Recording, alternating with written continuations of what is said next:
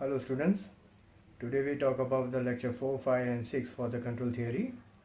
In this lecture we started the mathematical modeling of a physical system chapter.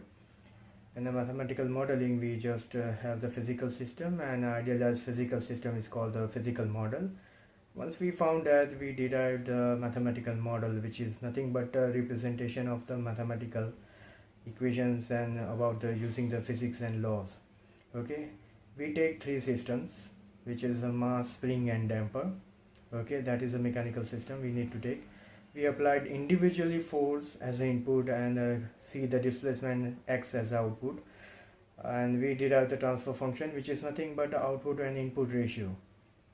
Okay, so we derive the transfer function for the mass individually as a spring and a damper. Then we go for the combined system effect for the transfer function, means mass, spring, damper is connected with each other, and we derive the idealized transfer function.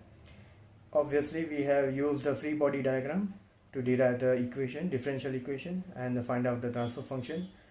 But then we go for the mathematical modeling. Why? Because when you connect the more number of mass and more number of spring and damper with each other, then free body diagram will be difficult to solve. So we derive using the mathematical model, and we derive the equation and find out the transfer function for the entire given physical model or system.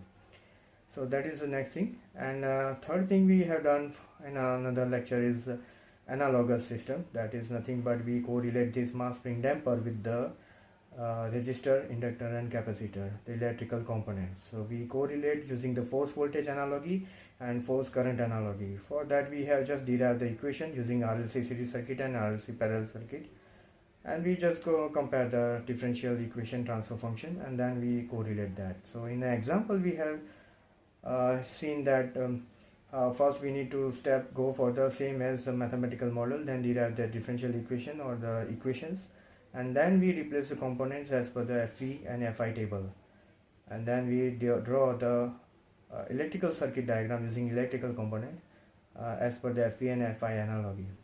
That is all about. And then we have just checked the main as a tutorial for the how this mass, spring, damper as a strut system, that is in a car or model, any particular model suspension system, we derive the transfer function for that.